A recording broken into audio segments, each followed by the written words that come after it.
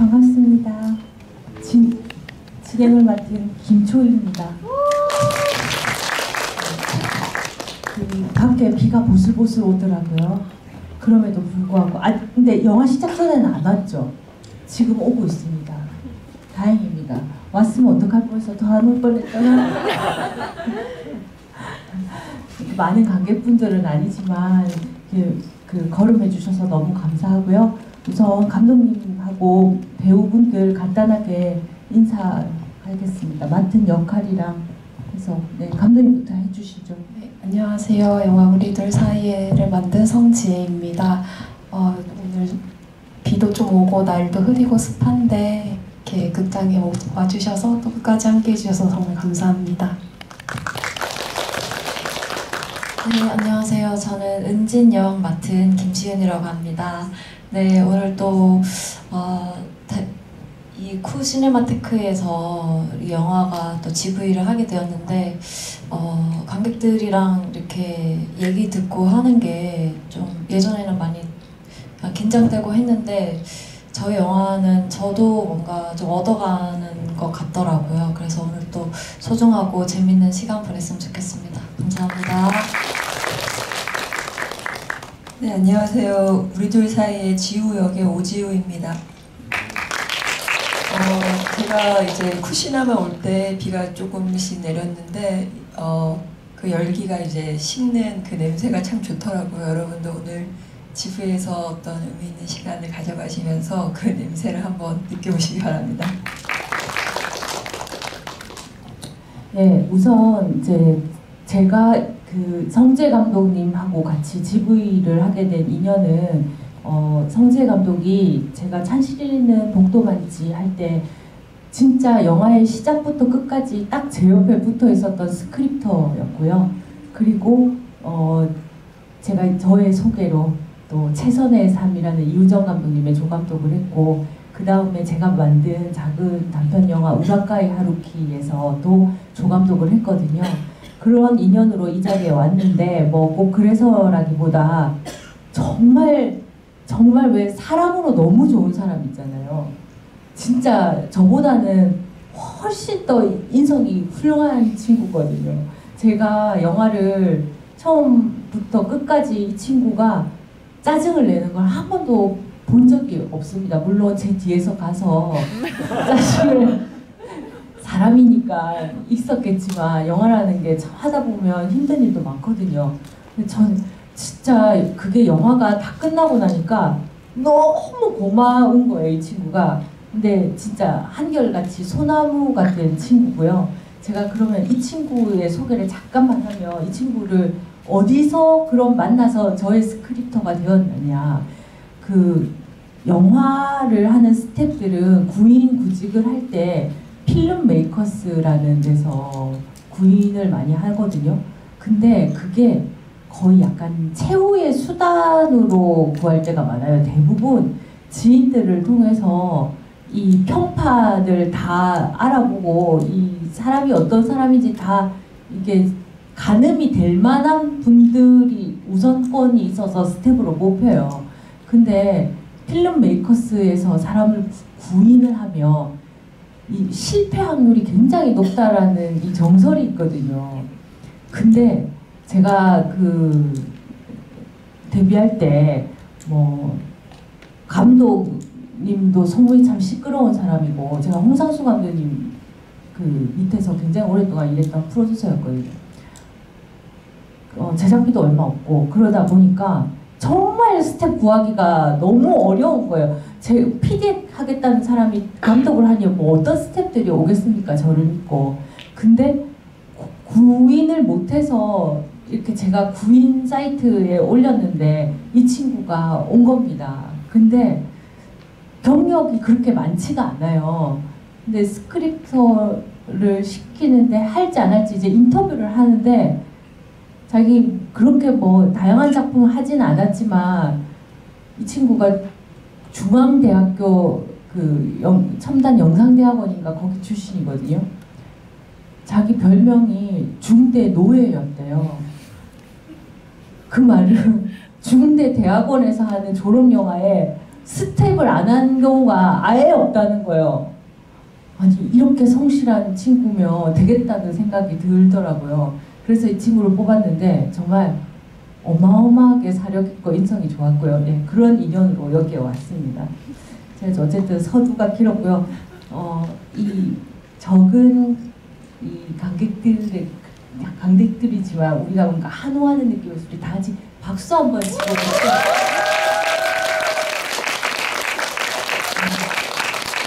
영화 재밌었는지 모르시겠지만 저는 이 영화 굉장히 사실 장애인의 임신과 출산을 다뤄서 재미로 보는 영화가 아니다 뭐 이렇게 쉽게 얘기할 수도 있지만 저는 사실 이 영화 굉장히 사력 있고 좋은 영화라고 생각을 하거든요.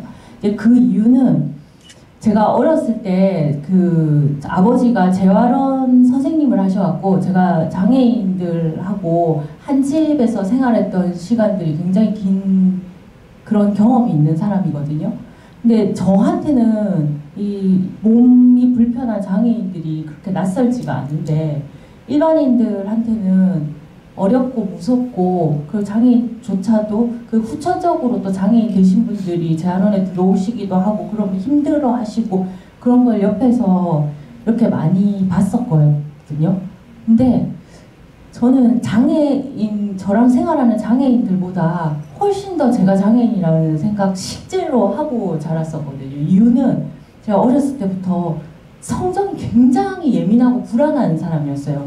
지금 뭐 약간 웃기기 때문에 제가 그렇게 안 보일 수 있지만 너무너무 예민하고 불안한 사람이거든요. 제가 겁도 많고 태풍이 치면 산사태가 날까봐 산을 바라보고 잠을 안 자는 사람이에요. 그 정도로 뭔가 약간 정신이 이상한 경험이 있거든요. 근데 제가 이 영화가 왜 좋으냐면요. 사실 은진이라는 이 척수장애인은 몸이 불편하잖아요. 몸이 불편하지만 사실 자기가 강렬한 소망이 하나 생기는 거 아닙니까? 아기를 가짐으로써. 그러다 보니까 엄청난 심리적인 불안 상태를 가지게 되는 거죠.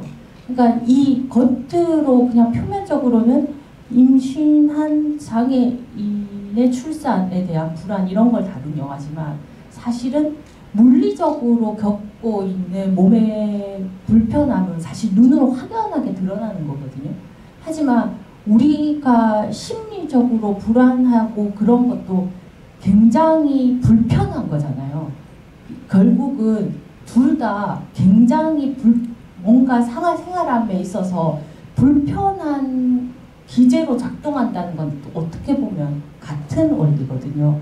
근데 이 영화가 그런 심리적인 불안, 몸의 물리적인 불안, 불편 이런 것들을 꼭 임신이라는 소재가 아니더라도 비장애인들도 그걸 굉장히 다각도로 고민해 볼 수 있는 지점이 있다는 것에 대해서 되게 훌륭한 영화라고 생각합니다. 그런 의미로 제가 평소에 이제 그 다이아나 버스라는 그 사진 작가의 말들을 굉장히 정말 실제로 자주 떠올리거든요. 제가 이제 성정이 되게 불안한 사람이다 보니까 그분의 훌륭한 말을 하나 읊으면서 지브리 들어가도록 하겠습니다. 이 말이 관객분들한테도 뭔가 이 영화를 이해하고 생각하는데 좀 지평을 열어주는데 도움이 되시길 바랍니다.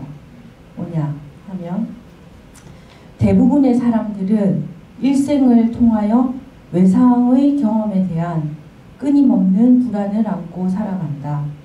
그러나 기영인들은 외상과 함께 태어난다. 그들은 이미 삶의 시험을 통과한 사람들이다. 그들은 귀족이다. 라는 표현이거든요. 제가 이거 20대 때 이 어떤 책을 통해서 이 글귀를 읽게 됐는데 너무 그래서 이 장애인이라는 사람들이 몸도 불편하지만 이 사람들이 얼마나 훌륭한 사람들인가, 몸이 불편해서가 아니라 이 삶의 시험을 통과한 사람들이기 때문에 진짜 귀족이라는 생각을 하게끔 만들었었거든요. 네, 어쨌든 이 척수장애인 은지인이가 임신을 함으로써 굉장한 강렬한 소망이 생기면서 또다시 자기의 몸의 불편이 아니라 심리적인 그 문제에 대한 고통을 껴안고 출산을 기다리는 이 과정을 그린 이 영화가 제가 어렸을 때부터 고민했던 그런 문제들을 다 한꺼번에 이렇게 다 펼쳐놓고 고민을 한번 총망라하는 기분이 들어서 이 영화를 되게 재밌게 봤습니다. 원래 이렇게 진행하는 사람이 이렇게 말을 많이 하면 안 되는데 워낙 애정이 있다 보니까 이렇게 길게 했고 이제 마이크를 감독님과 배우들에게 넘겨보도록 하겠습니다. 네. 이렇게 말끝마다 박수 쳐주셔서 감사합니다. 네. 보통 이제 감독님은 어쨌든 비장애인이다 보니까 이 데뷔작으로 보통 저처럼 자기 얘기하는 사람들이 거의 대부분이거든요. 근데 이런 소재로 영화를 만든다고 하면 그런 친구들이 있어요. 이런 소재를 사봐야 영화제 간다. 그래서 이런 사회적인 문제들을 가지고 와서 소재를 수단으로 삼는 다 그런 게 아니라 그런 감독들도 있죠. 자기가 장애를 갖고 있지 않을 때. 근데 이 영화 보시면 알겠지만 소재를 결코 이제 수단으로 삼지 않은 영화인데 감독으로서 되게 고민이 많았을 거라고 생각을 해요. 이런 소재를 내가 택했을 때 내가 장애인도 아니면서 이 얘기를 한다는 것이 그리고 특히나 제가 이 친구를 알기 때문에 이 감독님을 알기 때문에 고민이 되게 많았을 것 같은데 어떻게 이 비장애인 감독이 이 영화를 구상하게 되는지 그 시작점에 대해서 얘기를 들어보고 싶습니다. 우선은 감독님 너무 감사하고요. 저도 정말 추혜 감독님을 너무 사랑하고 제가 제일 운이 좋은 게 감독님을 처음 만난 거라고 생각을 할 정도로 너무 이 자리가 그래서 저한테는 되게 의미가 있고요.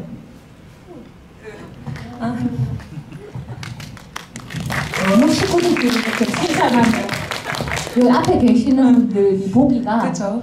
이쁘지 않습니다. 그쵸? 자, 빨리 감독님 거리가 생길까봐 이제 영화 얘기를 하면 그 시작을 했던 거는 그 전장현 활동을 되게 관심 있게 보면서 사실은 이제 휠체어를 타는 사람들의 삶에 좀 관심을 갖게 됐어요. 그때 이제 지금은 시위 방식이 좀 달라졌지만 그 처음에 전장현 시위는 그 휠체어를 타고 그 지하철을 타고 내리는 게 시위였거든요. 그래서 그때 당시에 생각했던 게 그 시위를 보면서 왜 비장애인인 나는 지하철을 타고 내리는 게 아무 문제가 없는데 그 휠체어를 탄 사람은 지하철을 타고 내리는 게 시위가 될까에서 좀 처음에는 시작을 했던 것 같아요. 그러다가 이제 여러 단계를 거쳐서 어쨌든 이 지금의 이야기를 쓰게 됐는데 왠지 이 이야기는 이제까지 한 번도 한 적이 없는데 저도 이게 제가 당사자가 아니니까 이 이야기를 처음에 2020년에 쓰기 시작했는데 그때 당시에 그 코로나 시기니까 영화진흥위원회에서 코로나19 기획개발 지원 사업 이런 사업이 생겼을 때였거든요. 그걸로 한 5장 되는 시놉시스를 쓰고 나서 좀 고민이 되더라고요. 이제 써놓은 인물들이나 이 상황이나 어떤 이 이야기의 정은 가는데 마음은 가는데 나는 당사자가 아니니까 이 이야기를 끝까지 쓸 자신이 별로 없고 이야기를 만들어도 되는 건가 이게 내가 자격이 있는 사람인가에 대한 생각을 제일 많이 하게 됐거든요. 근데 그때 제가 원래 수업 듣는 걸 진짜 좋아하는데 그 말괄 아카데미라는 곳에서 김지승 선생님이 하는 수업이 있어요. 그 수업이 주마다 텍스트를 한 권씩 읽고 그거에 대해 수업을 듣는데 아마 감독님께도 그 책을 선물했던 것 같아요. 다와다 요코의 눈 속의 에뛰드라는 책인데 그 책이 이건 스포가 아니어서 그 북극곰의 자서전이거든요. 그 책을 딱 처음에 읽는데 인간 여자가 북극곰도 하는데 내가 뭐가 그렇게 겁나는 걸까 이렇게 생각을 하면서 이야기를 한번 끝까지 써보자 이렇게 생각했던 것 같습니다. 저 눈 속의 에뛰드 저한테 선물해 주더라고요. 그때 글의 마감에 있어서 앞에 한 3분의 1 읽고 아직 다 못 읽었어요. 재밌었는데 저 아시죠? 맨날 마감에 시달리는 거. 네, 다시 꺼내서 읽도록 하겠습니다. 네. 네, 배우분들한테 질문 드리겠습니다. 이 두 배우분들도 사실 출산을 해본 적도 임신을 했는지 안 했는지 잘 모르겠지만 경험이 없으신 분이시거든요. 근데 이런 작품을 처음에 이렇게 제안 받았을 때 잘할 수 있을까 물론 그런 고민하셨을 것 같은데 그럼에도 불구하고 이 작품을 선택한 이유나 배경 같은 것들을 두 분께 다 듣고 싶습니다. 네, 우선 지혜 감독님이 잠깐 짧게 얘기하자면 너무 아까 이제 설명해 주신 대로 너무 이렇게 밝으시고 해맑으시고 되게 긍정적인 사람인데 현장에서 분명히 힘든 지점들이 있을 텐데 진짜 어떤 이렇게 표정 한번 구기지 않고 이렇게 오히려 저희들을 응원해주는 사람이었는데 유일하게 현장에서 막 이렇게 운 적이 있었는데 초희 감독님 한번 응원해주러 놀러 왔을 때였어요. 그때 막 엄마를 보는 애기처럼 이렇게 그러니까 정말 초희 감독님이 지혜 감독한테 되게 엄마 같은 존재구나 라고 생각을 했었거든요. 지금 눈물이 또 얘가 눈물을 잡고 그래서 오늘도 정말 너무 이렇게 GV 해주셔서 너무 감사하고 저 지혜 감독님한테 너무 좋은 시간일 것 같다라는 생각을 했는데 울려서 죄송해요. 네. 아무튼 저도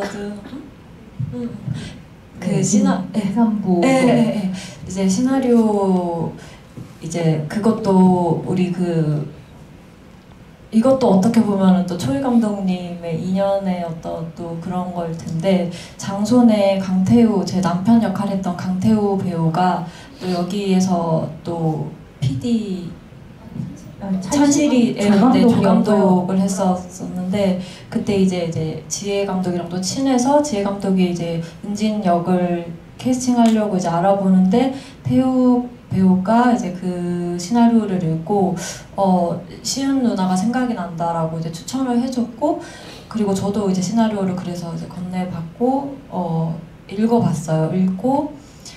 읽는데 읽으면서 저도 모르게 이 은진이라는 인물을 너무 열렬하게 응원을 하고 있는 저를 발견을 하게 되더라고요. 그래서 다 덮고 나서 이런 마음으로 너무 참여를 하고 싶었고 그리고 정말 감독님이 너무 궁금했어요. 왜냐면 감독님을 그 전에 만나본 적도 없어가지고 저도 감독님이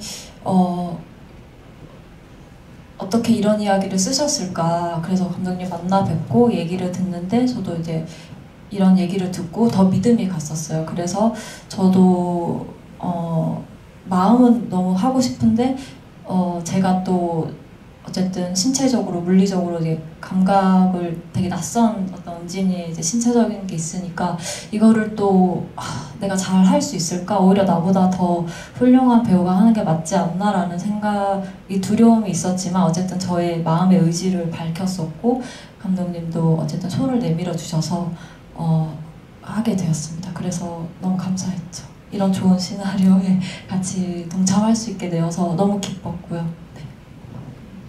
그럼 오진 배우님. 저는 지혜 감독님하고 오랜 친구 사이고 그리고 감독님이 영화를 준비하는 것을 알고는 있었지만은 2023년도에 구체적으로 그 영화에 대해서 이야기를 나눈 적은 없었거든요. 그런데 23년도 2월에 아버지가 돌아가셨어요. 그래서 아버지 장례식에 감독님이 오셔서 저를 위로해주고 그리고 돌아가는 비행기 안에서 시나리오를 보내시면서 이제 배우 오지우를 만나고 싶다고 그렇게 제안을 주셨습니다. 근데 저는 감독님이 어떤 영화를 준비하던 그리고 배역을 저에게 제안을 하던 할 마음이 항상 준비되어 있었거든요. 그런데 또 시나리오를 막상 이렇게 읽어보는데 너무 따뜻한 사람이더라고요. 그러니까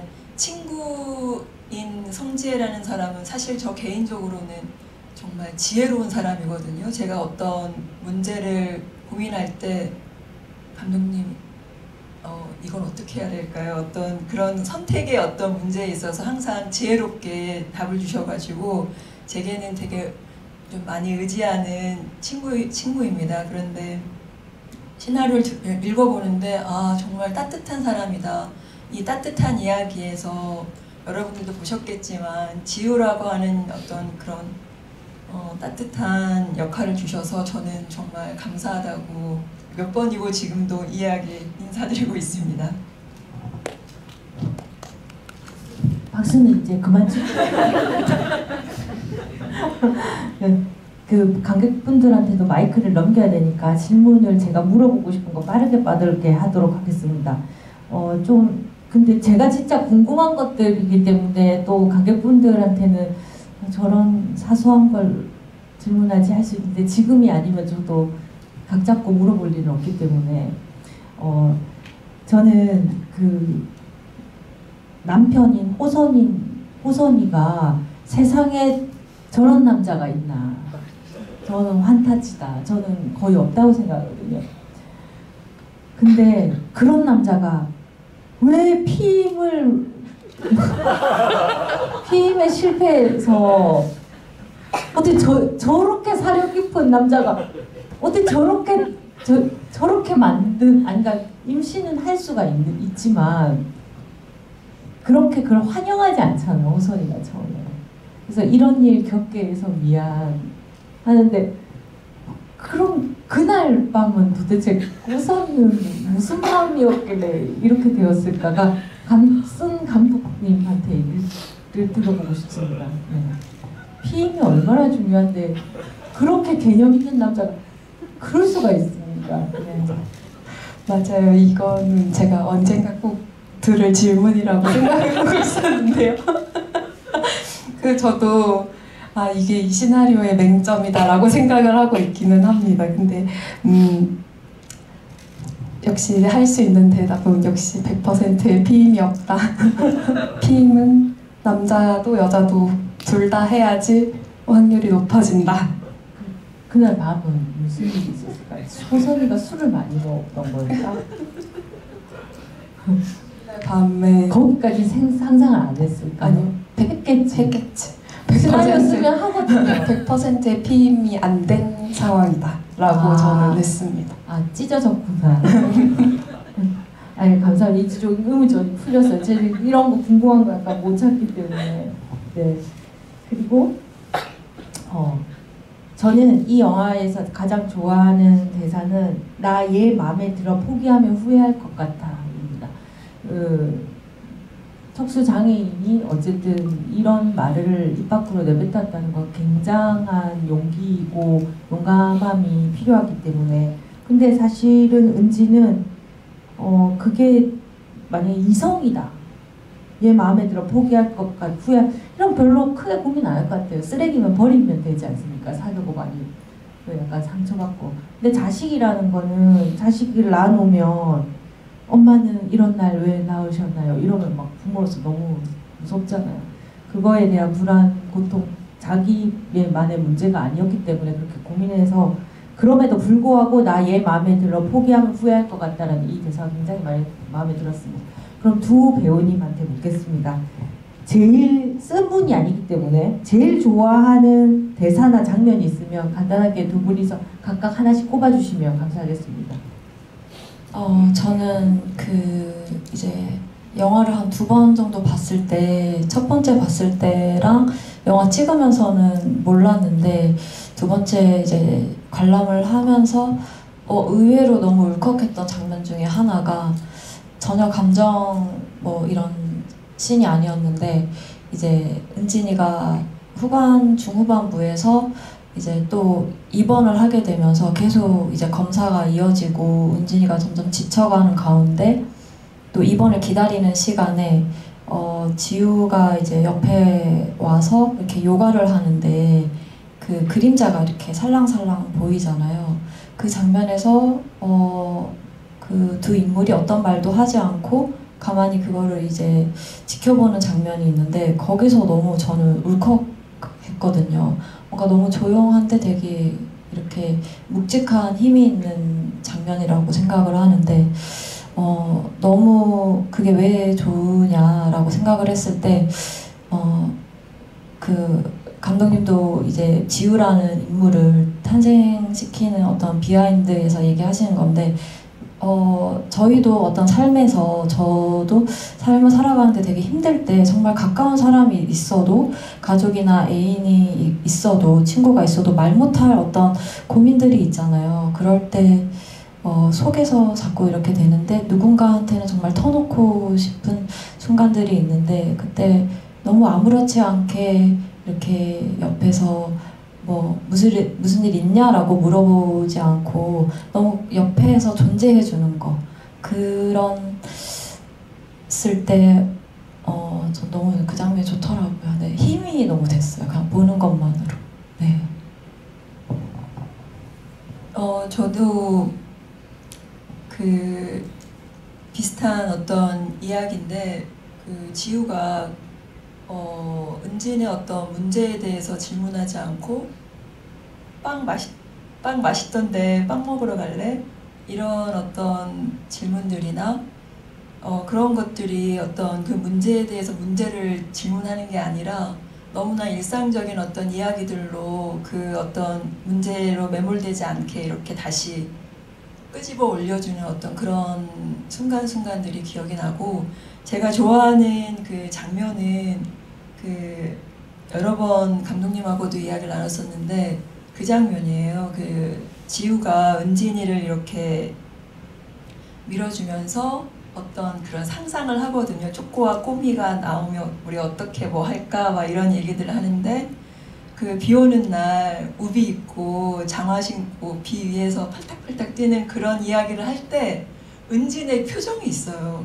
나 지금도 그 지우가 얘기하고 있는데 은진의 그 얼굴이 너무 좋더라고요. 저는 그래서 그 장면이 오늘 질문에 대한 답으로 하고 싶습니다. 저도 그 장면 좋아합니다. 자, 그러면 이제 객석으로 마이크를 넘겨서 감독님에게나 배우분들한테 궁금한 점 있으면 손 들고 편하게 여쭤봐 주시면 되겠습니다.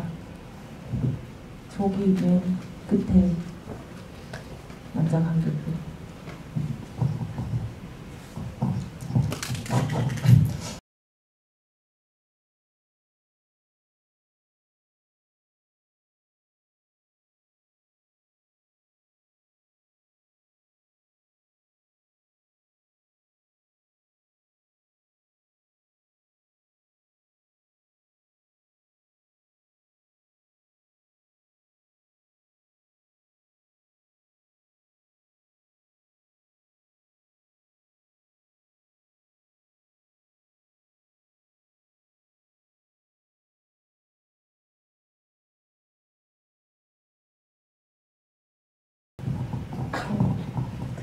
이제 감독님도 말씀해주셨지만 이제 호선이가 진짜 판타지 같다 지우보다 이런 얘기도 많이 하시고 그 되게 은진에게 뭔가 헌신적인 남편인데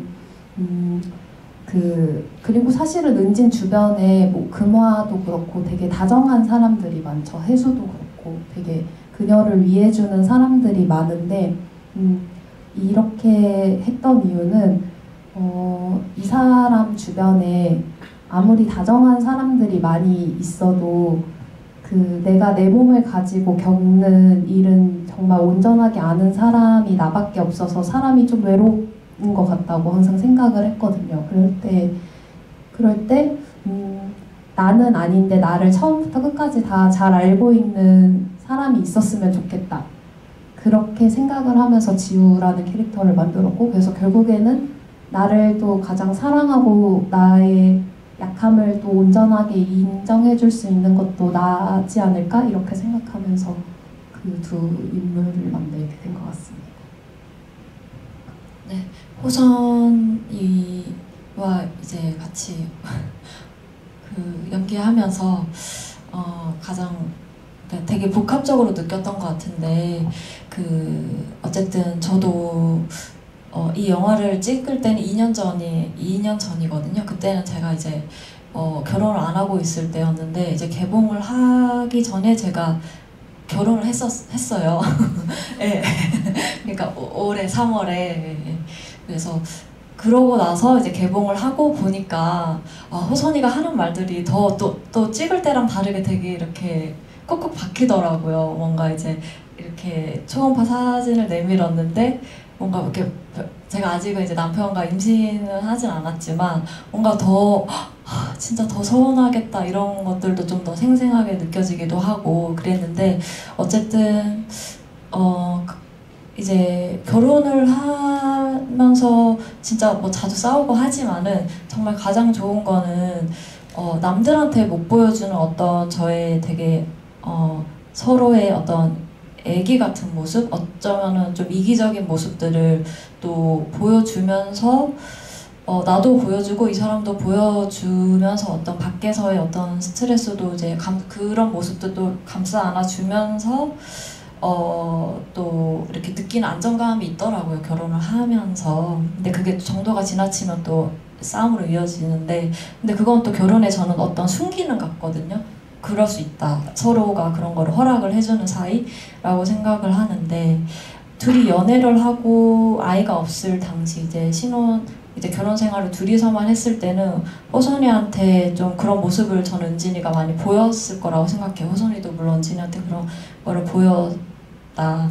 그랬는데 이제 밖에서 받았던 어떤 상처들을 이렇게 허심탄회하게 얘기를 할 수 있는 너무 고맙고 사랑하는 존재인데 이제 아이가 생기면서는 좀 되게 달랐을 것 같아요. 그래서 어쨌든 호선이는 걱정을 하는 가운데 제가 어쨌든 나는 포기하면 너무 후회할 것 같아 라고 의지를 이제 보여주고 그 호선이도 같이 허락을 해주면서 이제 이 임신을 점점 맞게 되는데 그러면서 사실 호선이한테 가장 많이 들었던 감정은 말로 표현은 못했지만 되게 미안한 감정들을 많이 느꼈을 것 같고 그러니까 나를 케어해주는 거는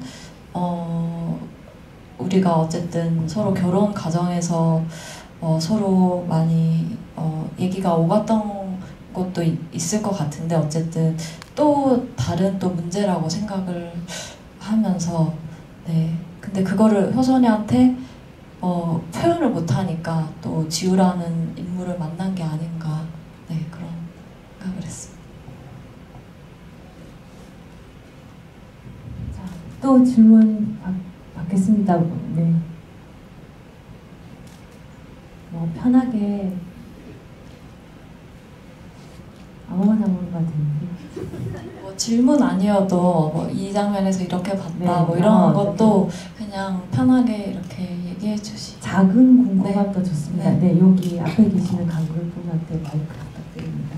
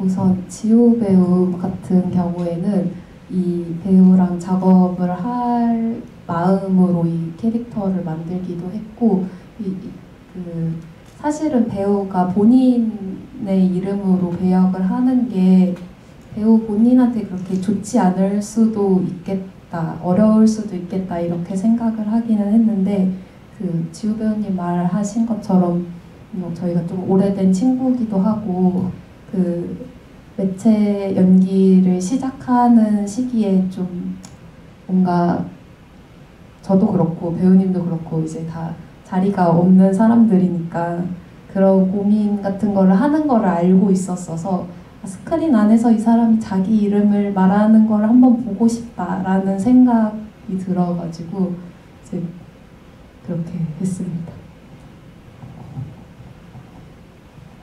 저는 지우라고 하는 이름으로 이 연기를 할 때 그 지우를 일단은 오지우라고 하는 인간 오지우하고 이렇게 좀 떨어놓고 많이 고민을 하고 생각했던 지점들이 있어요. 그게 어떤 거냐면 저는 인간 오지우는 되게 불안하고 결핍된 존재거든요. 근데 내 안에 어떤 따뜻함, 어떤 사랑스러움 이런 것들을 가끔 자주 잊어버리는데 이 우리 둘 사이에 속 지우는 너무 뭐랄까 당차고 건강하고 그리고 누군가를 이렇게 위로할 수 있는 따뜻한 사람이라는 그 역할이 저한테는 되게 반갑고 감사한 역할이었어요. 저 안에 그나마 좀 남아있는 따뜻함을 좀 들여다보고 발견하게 되는 시간이기도 했고, 그리고 감독님이 저에게 지우라고 하는 어떤 이름에 제 본연의 이름으로 이제 스크린에서 말하는 것을 듣고 싶다라고 말씀했을 때 너무 가슴 벅차고 너무 감사했습니다. 네, 맞아요. 그때 당시에 장손이라는 영화 얘기하신 거죠. 예, 장손에서는 임신이 돼 있는 상태였고, 그리고 우리 둘 사이에서도 또 이제 임신이 굉장히 큰 주제였고, 또 그 뒤에 통잠이라는 영화에서는 이제 난임 부부 임신이 너무 하고 싶은 어떤 여성의 이야기를 했었는데, 어쨌든 장소는 임신이 그렇게 어렵지 않은 그게 장애물로 이렇게 역할은 아니었기 때문에 임신이라는 게, 그래서 좀 자연스럽게 그렇게 됐고, 어쨌든 전체적으로 저한테 그런 시나리오가 왔을 때는 자연스럽게 그냥 그런 생각을 했어요. 내가 이런 나이가 됐구나. 네, 제가 지금 87년생이니까 30대 후반인데, 네, 그런 나이가 이제 된 거죠. 그래서 더 이상 내가 어떤 뭐라 그래야 되지? 아가씨 역할과 뭐 어떤 그런 풋풋한 뭐 연애 이런 것도 이제 그런 소재가 아닌 또 이제 엄마. 근데 또 제가 또 경험을 못 해본 거잖아요. 그래서 또 어렵기도 한데 또 제가 그냥 개인적으로 저는 엄마 인생을 살면서 다양한 이제 역할을 하기도 하는데, 엄마라는 역할에 대해서 되게 궁금해하고 좀 그런 삶을 꼭 살아보고 싶다는 욕구가 저한테 있더라고요. 네. 그래서 좀 자연스럽게 감사하게 그런 것들을 받았던 것 같고, 그러면서 또 동시에 어쨌든 장소는 그러니까 좀 두려움이 있었어요. 제가 이제 겪어보지 못한 건데 내가 이걸 잘 표현을 할 수 있을까? 내가 만약에 임신을 하고 출산을 한 상태에서 이런 시나리오를 받았으면 더 잘할 수 있지 않았을까? 이런 생각은 했었는데, 어쨌든 또 연기는 체험이잖아요. 새로운 어떤 내가 체험을 해볼 수 있는 거기 때문에 마음껏 상상하고 마음껏 이런 체험을 해보면서 즐거웠던 것 같아요. 그래서 어쨌든 또 장소는 이 영화를 찍기 전해에 찍었던 걸로 기억하고, 같은 해에 4월에 우리 둘 사이를 찍고 가을에 통잠이란 영화를 찍었는데, 그때는 좀 고민이 됐던 것 같아요. 뭔가 너무 좀 그것도 좀 어쨌든 역경을 이렇게 헤쳐나가는, 굉장히 인물이 계속 어쨌든 장애물에 계속 걸리고 그거에 대해서 되게 이제 막 이렇게 고난을 겪는 인물인데, 이게 너무 좀 비슷해 보이면 어떡하지? 왜냐면 내가 이렇게 막 그런 어떤 차이점을 이렇게 못 들까봐 시나리오를 받았을 때는 그런 고민이 있었는데, 어쨌든 그때 막 내가 나한테 너무 임산부 역할만 들어온다. 그래서 이게 너무 비슷해 보이면 어떡하지? 이제 고민을 했었는데, 그래서 누군가가 그랬는데 기억이 잘 안 나는데 어떤 선배님인지 연기자분이 있었던 것 같은데 뭐 고등학생 때는 계속 고등학생 역할을 하고 뭐 또 그러면 이경영 맨날 그런 역할 하는데 뭐 어떻게 하냐 뭐 이런 누가 얘기를 하면서 그냥 자연스럽게 그냥 받아들이면 될 것 같다 라고 했던 것 같아요. 그래서 아 맞아 그 내가 지금 그 시기구나 라고 하면서 그냥 되게 이제 이야기 자체가 또 다르고 다행히 영화가 이제 나온 거 보니까 톤이 또 너무 다르고 해서 네 그랬습니다. 그래서 저한테 또 그런 임산부 역할들이 어떤 영향을 줬는지 이제 생각을 해보면 의식적으로는 아니지만 무의식적으로 또 그런 또 영향을 줬을 것 같아요. 네네네. 너무 말이 길어진 것 같아서 여기서 좀 줄이겠습니다. 국민건강보험에 이름이 안 올라가 있는 다산에 네, 이제 시간이 이제 거의 다 돼서 간단한 비교적 답변이 짧게 끝나는 마지막 질문 받겠습니다. 네, 여기 두 번째에 계신 관객분들한테 마이크 가겠습니다.